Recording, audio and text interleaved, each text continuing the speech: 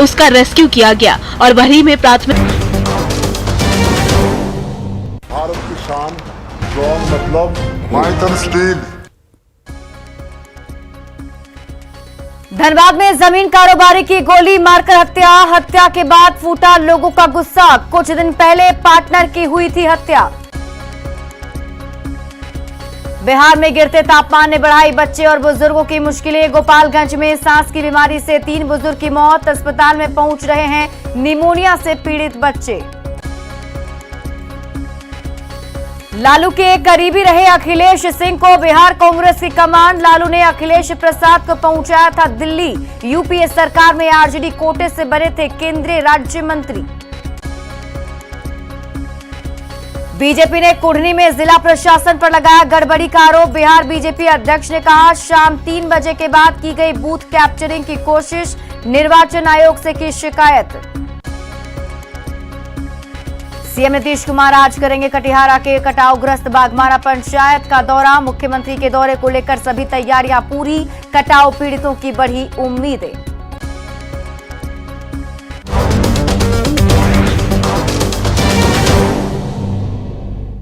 नमस्कार, 9 की 9 खबर में आपका स्वागत है। आपके साथ मैं हूं शिप्रा झा। बुलेटिन की शुरुआत करेंगे बड़ी खबर के साथ और इस वक्त की बड़ी खबर पटना से है, जहां पेड़ से लटका युवक का शव बरामद किया गया है।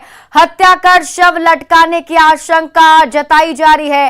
पोस्टल पार्क इलाके में युवक का शव मिला है। आपको बता दें कि युवक के बारे में जानकारी मिल रही है कि राजस्थान का रहने वाला है ये युवक, जिसकी हत्या की गई है और फिलहाल ये जानकारी कि हत्या कर शव को लटकाने की आशंका जताई जा रही है। पुलिस की टीम मामले की जांच कर रही है और संजय हमारे सहयोगी अधिक जानकारी के साथ जुड़े हुए हैं। संजय, क्या है पूरी खबर?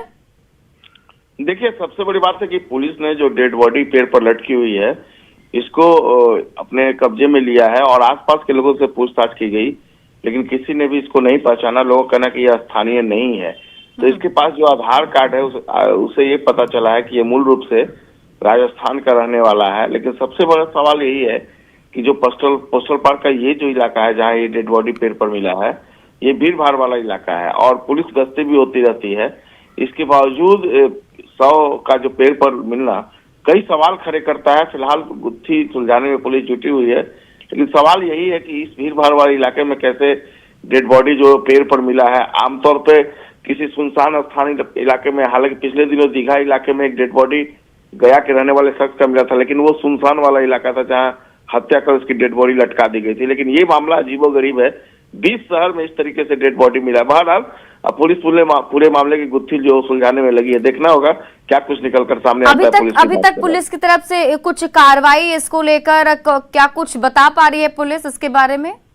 जी देखिए, फौरी तौर पे डेड बॉडी को रिकवर कर उसे पोस्टमार्टम के लिए पीएमसीएच भेजा गया है और जो आधार कार्ड मिला है उस आधार पर राजस्थान में उनके परिजनों से संपर्क की गई है और उनको बताया गया है, सारी जानकारी दी गई। अब देखना होगा परिजन जब पहुंचते हैं तो किस तरह से ये मामला खुलकर सामने आता है। चलिए, आप इस पूरी खबर पर नजर बनाए रखिए। बहुत बहुत शुक्रिया तमाम जानकारी के लिए संजय। और इसी बीच एक और बड़ी खबर धनबाद से आपको बता दें, जहां जमीन कारोबारी की गोली मारकर हत्या का मामला सामने आया है। कारोबारी एक रिसेप्शन में शामिल होने के लिए गए थे और तभी अज्ञात अपराधियों ने पंडाल में घुसकर गोली मार दी। गोली चलते ही मौके पर अफरा तफरी का माहौल हो गया।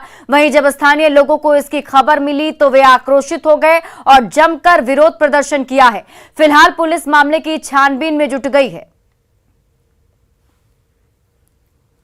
और शेखपुरा से बड़ी खबर आपको बता दें, यहां 2 साइबर क्रिमिनल गिरफ्तार किए गए हैं। उत्तराखंड पुलिस ने दोनों को ही गिरफ्तार किया है। बताया जा रहा है कि खाते से करीब 8 लाख रुपए उड़ाए थे। मोबाइल और लैपटॉप भी बरामद किया गया है। बरबीघा थाना क्षेत्र से गिरफ्तारी की गई है। उत्तराखंड पुलिस ने 2 साइबर क्रिमिनल को गिरफ्तार किया। इन पर आरोप है करीब 8 लाख रुपए इन्होंने अकाउंट से उड़ा लिए हैं और उत्तराखंड पुलिस ने कार्रवाई करते हुए दोनों को ही गिरफ्तार किया। बरबीघा थाना क्षेत्र से गिरफ्तारी हुई है। बिहार में तापमान में गिरावट के साथ ही ठंड बढ़ती जा रही है। बच्चे और बुजुर्ग लगातार बीमार हो रहे हैं। गोपालगंज में पिछले 24 घंटे में सांस की बीमारी से ग्रसित 3 बुजुर्ग मरीजों ने दम तोड़ दिया। वहीं अस्पताल में निमोनिया से ग्रसित बच्चे पहुंच रहे हैं। क्या है सदर अस्पताल की स्थिति, बता रहे हैं हमारे सहयोगी गोविंद कुमार। तापमान में गिरावट आते ही जो ठंड में मरीज हैं सांस के, उनकी हालत बिगड़ने लगी है और आज जो है तकरीबन 3 मरीजों की इस वक्त सदर अस्पताल की इमरजेंसी वार्ड में मौत हो गई है और ये तीनों मरीज ओल्ड एज के हैं जिनकी उम्र तकरीबन 55 से 60 साल बताई जा रही है। अंदर आपको हम तस्वीरें दिखा रहे हैं जहाँ पर इस वक्त जो है कई ऐसे सांस के मरीज हैं जिनका इलाज चल रहा है। इस वार्ड में आपको हम दिखा रहे हैं, वार्ड नंबर 1 है इमरजेंसी वार्ड का, जहां पर इस वक्त काफ़ी संख्या में मरीज जो है भर्ती हैं और यहां डॉक्टर भी हैं जो मरीजों के इलाज कर रहे हैं। ये डॉक्टर हैं, डॉक्टर से जानते हैं। सर, अभी मौसम ठंडा हो रहा है, ठंड का प्रकोप बढ़ रहा है, किस तरह के पेशेंट पहुँच रहे हैं अस्पताल में? अभी ज़्यादातर जो सांस संबंधी जो प्रॉब्लम है वो एग्रीवेट हो जाता है मौसम चेंज होने की वजह से। जैसे कि अभी कोहा गिरेगा, ठंडा पड़ेगा तो जैसे दम्मा का पेशेंट है या हार्ट का पेशेंट है उसकी प्रॉब्लम बढ़ जाती है। बेजो कंस्ट्रक्शन की वजह से हाइपरटेंशन हो जाएगा, MI के चांसेस बढ़ जाते हैं। क्या करना चाहिए ऐसे मरीजों को? ऐसे मरीजों को बस जो पहले से फॉलोअप हो रहा है वो कंटिन्यू अपना प्रिकॉशन में रहें, टाइम से मेडिसिन लें। कोई भी प्रॉब्लम होता है तो तुरंत आए, ये नहीं कि सुबह जाएंगे शाम को जाएंगे। अस्पताल के डॉक्टर हैं, लिहाजा बता रहे हैं कि जो सांस के मरीज है, ओल्ड एज के जो लोग हैं, उन्हें किस तरह से यहाँ सावधानी बरतनी है इस मौसम में ताकि वो सेफ रह सकें। गोविंद कुमार, न्यूज़ 18 गोपालगंज। बिहार में शराब के बाद अब ड्रग्स के बढ़ते कारोबार ने पुलिस की नींद उड़ा दी है। पटना पुलिस ने एक ड्रग सप्लायर को गिरफ्तार किया है जिसके पास से कई ऐसे सामान बरामद हुए हैं जिसे देखकर आप भी हैरान रह जाएंगे।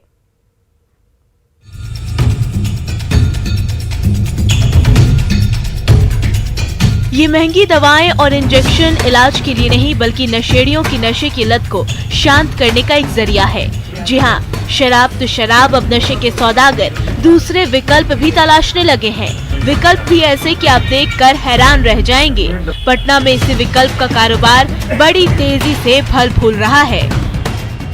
पत्रकार नगर थाना में एक बहुत ही यूनिक केस सामने आया था जिसमें जो एक व्यक्ति है वो पहले तो होलसेलर्स से नॉर्मल सामान्य रूप से कम दाम पे कमीशन लेके सप्लाई करवाता था नॉर्मल ड्रग्स, लेकिन इसी क्रम में वो अन्य सिंडिकेट्स के संपर्क में आया और उसने जो मनोतेजिक ड्रग्स होते हैं, हाई क्वालिटी ड्रग्स होते हैं जो एनेस्थीसिया के काम आते हैं या फिर जो इनका सेल ओपन मार्केट में प्रतिबंधित है, होलसेलर से लेकर बहुत ही भारी मुनाफे और कमीशन के साथ जो ड्रग यूजर्स हैं उनको सप्लाई कर रहा था बिहार के विभिन्न जिलों में।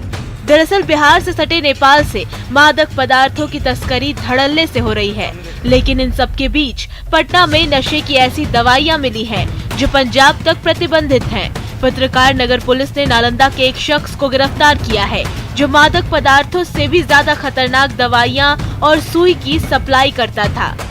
जो कुछ दवाइयां होती हैं जिनको हम रेस्ट्रिक्टेड ड्रग्स कहते हैं, जो बिना प्रिस्क्रिप्शन के नहीं मिलती हैं, और कुछ ऐसी भी ड्रग्स होती हैं जो केवल हाई एंड ट्रीटमेंट जहाँ होती है वहाँ पे यूज़ की जाती हैं। तो ये समहाउ इसके पास एक्सेस थी ऐसी दवाइयों की, और ये क्या करता था कि उनको होलसेलर से लेके और बिना प्रिस्क्रिप्शन के ये पेशेंट्स को नहीं बल्कि एक जो नशेड़ी होते हैं उनको ये बेच रहा था। बहरहाल पुलिस अधिकारी कार्रवाई का दम तो भर रहे हैं, नशे के सौदागरों के खिलाफ मुहिम चलाने का दावा भी कर रहे हैं, लेकिन जिस तरह बिहार में शराब की जगह दूसरे मादक पदार्थों और नशीली पदार्थों का बाजार बढ़ रहा है, समय रहते यदि उस पर अंकुश नहीं लगाया गया तो ये न केवल युवा पीढ़ी बल्कि परिवार और समाज के लिए भी नासूर बनता जाएगा। पटना से न्यूज़ 18 के लिए संजय कुमार की रिपोर्ट।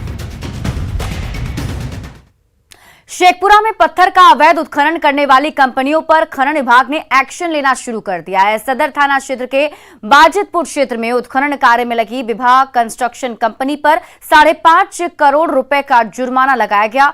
इसी तरह खनन विभाग ने राजस्व चूकता नहीं करने वाली कंपनी को चिन्हित कर कार्रवाई शुरू कर दी है। और अधिक जानकारी दे रहे हैं हमारे संवाददाता अजीत कुमार सिन्हा। शेखपुरा सदर थाना क्षेत्र का ये बाजितपुर का इलाका है जहां पत्थर उत्खनन का कार्य बड़े पैमाने पर हो रहा है। इस इलाके में आपको मैं बता दूं कि ये विवाह कंस्ट्रक्शन कंपनी का एकरारनामा हुआ था और जो 2018 में वो समाप्त हो गया। समाप्त होने के बाद जो स्टॉक दिखाया गया है या जो इनका जो एरिया है, एरिया से ज़्यादा स्टॉक रखने का आरोप है, जिसके कारण इन पर जुर्माना लगाया गया। अभी जो ताज़ा नोटिस इनको भेजा गया है खनन विभाग द्वारा, उसके मुताबिक 5.5 करोड़ रुपया का जुर्माना लगाया गया है, जो वसूली करने का निर्देश दिया गया है। अगर ये समय पर 5.5 करोड़ रुपया खनन विभाग को नहीं चुकता करते हैं तो खनन विभाग द्वारा इनका जो परिसंपत्ति रखा हुआ इस इलाके में है, इस पहाड़ के भूखंड के क्षेत्रों में, उसे जब्त कर लिया जाएगा। अब देखना होगा कि बीवा कंपनी पर जो नोटिस जारी हुआ है वो समय सीमा के अंदर राशि जमा करते हैं अथवा फिर खनन विभाग को अगला कदम उठाना होगा। अजीत कुमार सिन्हा, न्यूज़ 18, शेखपुरा। बीवा कंस्ट्रक्शन का पहले यहाँ एक माइंस चल रहा था, स्टोन माइंस था उसका, अभी बंद हो गया है। 2018 का उसका एक स्टॉक का मैटर था, वो स्टॉक आईडी पे उसको अपना चालान काट कर जो मटेरियल था उसको स्टॉक करना था, बट वैसा नहीं हुआ था। तो नॉन कंप्लायंस ऑफ रूल के अंतर्गत करीब 5.5 करोड़ का फाइन इम्पोज किया गया है। राजगीर के जू सफारी में करोड़ों रुपए की लागत से बने बटरफ्लाई जोन भवन में महज 10 महीने में ही दरार आने लगी है। 16 फरवरी को मुख्यमंत्री नीतीश कुमार ने जू सफारी का उद्घाटन किया था, जहां दिसंबर महीने में ही दरार आ गई। बटरफ्लाई जोन से अधिक जानकारी दे रहे हैं संवाददाता अभिषेक कुमार। अभी हम पहुंचे नालंदा जिले के जू सफारी में, जहां आप देख सकते हैं ये जू सफारी का जो है बटरफ्लाई सेंटर है, और बटरफ्लाई सेंटर में जो है क्या हालात है उसका हकीकत दिखाने जा रहे हैं कि बटरफ्लाई सेंटर का स्थिति अभी दिखा दे, हकीकत दिखा दे कि क्या स्थिति है। आप देख सकते हैं ये जो है ये अभी नई बिल्डिंग बनी है और नई बिल्डिंग में जो है दरार आ गई है, और एक तरह से कहा जाए तो पूरी दरार जो है साफ दिख रही है। यहाँ पर एक चीज़ और देखने को मिल रहा है, यहाँ पर दीवार में दरार पर इस पर क्या कहना चाहते हैं? मैंने तो अपना इंचार्ज को सूचना दे दिया है, इंचार्ज है रेंजर को सूचना दे दी, रेंजर है जो डायरेक्टर को सूचना दे दिए हैं, जो सफारी के डायरेक्टर हैं जो। तो आखिर इतना बहुत जल्दी दरार कैसे आ गया? अभी 1 साल भी नहीं हुआ पूरा। ये तो हम नहीं बता सकते हैं, लेकिन दरार तो है ना। वो तो है, वो तो हम देख रहे हैं, वो तो आप भी देख रहे हैं। साल भर भी नहीं हुआ है और इस तरह की जो है भवन में दरार आना, ये अपने आप में जांच का विषय है कि आखिर किस कारण से जो है दरार पैदा हुई है। कहीं न कहीं जो है कि घटिया निर्माण के कारण ही इस तरह की कार्य हुई है। नालंदा से न्यूज़ अभिषेक कुमार। कटिहार के मनिहारी अनुमंडल के कटावग्रस्त बागमारा पंचायत का निरीक्षण करने आज मुख्यमंत्री नीतीश कुमार पहुंच रहे हैं। सीएम के दौरे को लेकर सभी प्रशासनिक तैयारी पूरी कर ली गई है। बताते चलें कि गंगा के तेज कटाव के कारण इलाके में कोहराम मचा हुआ है। स्थानीय लोग अब पलायन करने को मजबूर हैं। हम मुख्यमंत्री से ही मांग करते हैं कि यहाँ पे जो ठोकर जो है मजबूत ठोकर दिया जाए, जो कि गंगा का धार को मोड़ा जाए, तभी तो यहाँ कटाव रुक सकता है। बिहार में अपनी जड़ों को फिर से मजबूत करने के लिए कांग्रेस ने प्रदेश नेतृत्व में बदलाव कर अखिलेश प्रसाद सिंह को अध्यक्ष नियुक्त किया है। बताया जा रहा है कि कांग्रेस ने 2024 लोकसभा और 2025 के विधानसभा चुनाव में अपने ट्रेडिशनल वोटरों को आकर्षित करने के लिए अखिलेश प्रसाद सिंह को यह जिम्मेदारी सौंपी है। अखिलेश सिंह कभी लालू प्रसाद के भी करीबी रहे हैं, इसलिए भी आलाकमान बिहार में यह जिम्मेवारी दी है ताकि आरजेडी से रिश्ते अच्छे रह सके। अध्यक्ष नियुक्त होने के बाद अखिलेश को बधाई देने का सिलसिला जारी है। दिल्ली में उनके आवास पर नवनियुक्त अध्यक्ष को कांग्रेस कार्यकर्ता बधाई दे रहे हैं। न्यूज़ 18 से बातचीत में अखिलेश सिंह ने कहा कि आलाकमान ने उन पर जो भरोसा जताया है वो उस पर खड़ा उतरने की कोशिश करेंगे। वहीं बीजेपी पर उन्होंने जमकर निशाना साधा। अखिलेश सिंह ने कहा कि बिहार में बीजेपी के लिए कोई जमीन नहीं है। लोग जो कांग्रेस का आकलन कर रहे हैं वो बिल्कुल गलत है।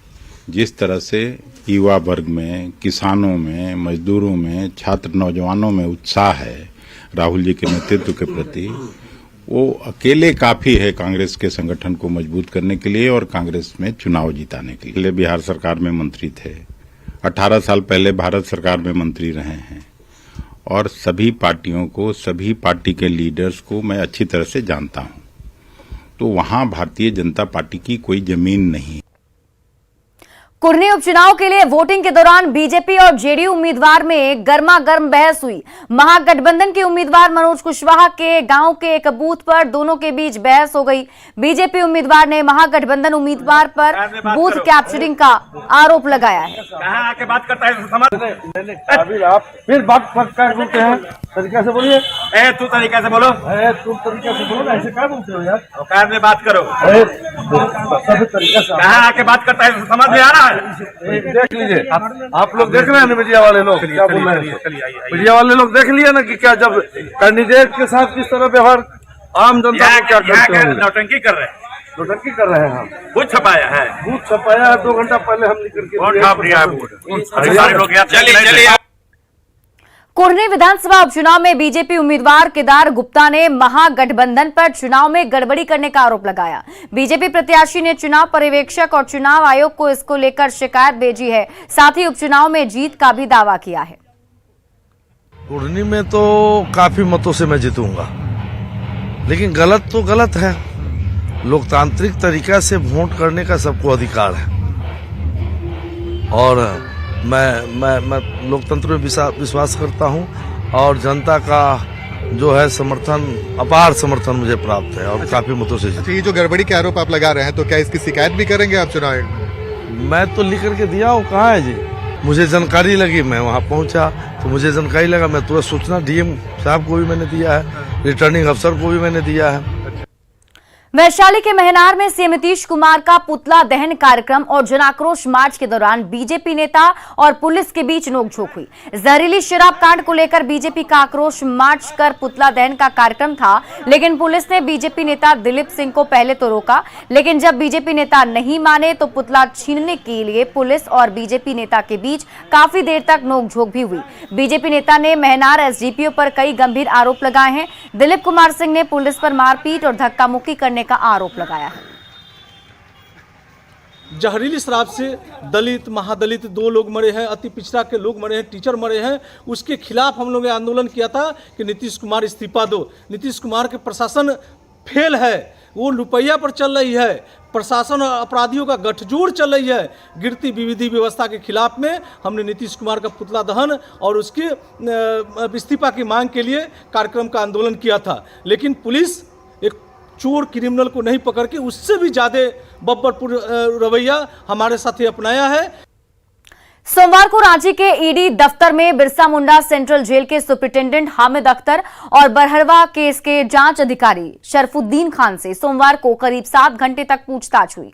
पूछताछ खत्म होने के बाद देर शाम करीब 7:30 बजे दोनों अफसर ईडी दफ्तर से बाहर निकले। दोनों अफसरों पर मनी लॉन्ड्रिंग और खनन घोटाले के आरोपी पंकज मिश्र को बचाने का आरोप है। इसके साथ ही ईडी ने अपनी कार्रवाई में रिम्स के पेइंग वार्ड में आराम फरमा रहे पंकज मिश्र को भी जबरन सीआईपी शिफ्ट किया है। और इसी बीच समस्तीपुर से एक बड़ी खबर आपको बता दें, शहर में भीषण डाका डाला गया है। भोला टॉकीज के मालिक के घर पे डकैती हुई है। 30 लाख से ज्यादा की डकैती की गई है। सीसीटीवी का डीवीआर भी डकैत अपने साथ ले गए। तो खबर आपको बता रहे समस्तीपुर से, जहां शहर में भीषण डकैती को अंजाम दिया गया है। भोला टॉकीज के मालिक के घर पर डकैत आ धमके, जहां डकैती की गई है। तस्वीरें हम आपको दिखा रहे हैं, देखिए किस तरीके से पूरे घर को उजाड़ कर रख दिया गया है। जो डकैत थे वो यहां पर पहुंचे और उसके बाद बंधक बनाकर लूटपाट की वारदात को अंजाम दिया गया। बताया जा रहा है भोला टॉकीज के जो मालिक हैं उनके घर पर डकैतों ने कल रात में ही आ धमके और उसके बाद लूटपाट की वारदात को अंजाम दिया है। करीब 30 लाख से ज्यादा की डकैती की गई है और सीसीटीवी फुटेज ना मिले पुलिस को, इसलिए सीसीटीवी का डीवीआर भी अपने साथ लेकर चले गए। लेकिन ये तस्वीर उस वक्त के बाद की हम आपको दिखा रहे हैं जब देखिए घर में पूरा सामान बिखरा पड़ा है। एक एक जगह की तलाशी करते हुए डकैतों ने वहां से चोरी की है और बताया जा रहा है करीब 30 लाख की संपत्ति पर हाथ साफ किया गया है। भोला टॉकीज के मालिक हैं जिनके घर पर डकैती हुई है।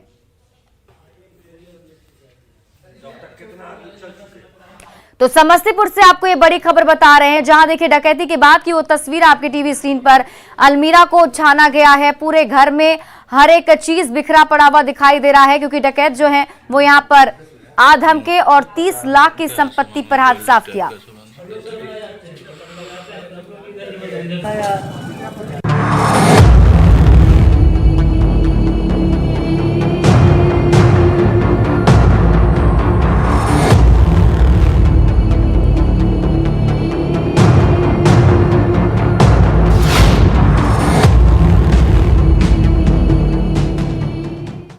आरजेडी अध्यक्ष लालू यादव का सिंगापुर में किडनी ट्रांसप्लांट का सफल ऑपरेशन हो गया है। लालू यादव को उनकी बेटी रोहिणी आचार्य ने किडनी डोनेट की है। ऑपरेशन के बाद लालू यादव को आईसीयू में शिफ्ट किया गया। वहीं लालू यादव के बेहतर स्वास्थ्य को लेकर बिहार के कई शहरों में उनके समर्थकों ने पूजा और प्रार्थना की।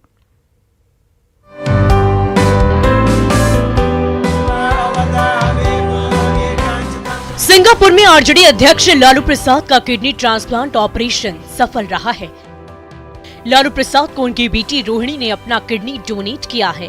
लालू प्रसाद का किडनी ट्रांसप्लांट ऑपरेशन सफल होने को लेकर उनके छोटे बेटे और बिहार के डिप्टी सीएम तेजस्वी यादव ने ट्वीट कर जानकारी दी।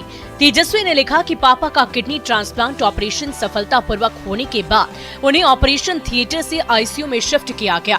डोनर बड़ी बहन रोहिणी आचार्य और राष्ट्रीय अध्यक्ष जी दोनों ही स्वस्थ हैं। आपकी प्रार्थनाओं और दुआओं के लिए साधुवाद। लालू प्रसाद के बड़े बेटे और बिहार सरकार में मंत्री तेज प्रताप यादव ने भी अपने पिता के जल्द स्वस्थ होने के लिए अपने पटना आवास पर महामृत्युंजय और रुद्राभिषेक का पूजा आयोजन किया। भगवान से मांगा पिताजी के लिए कि जल्द से जल्द स्वस्थ हों और हम हमारे यहाँ घर पे यहाँ पे पधारें, बिहार में आए।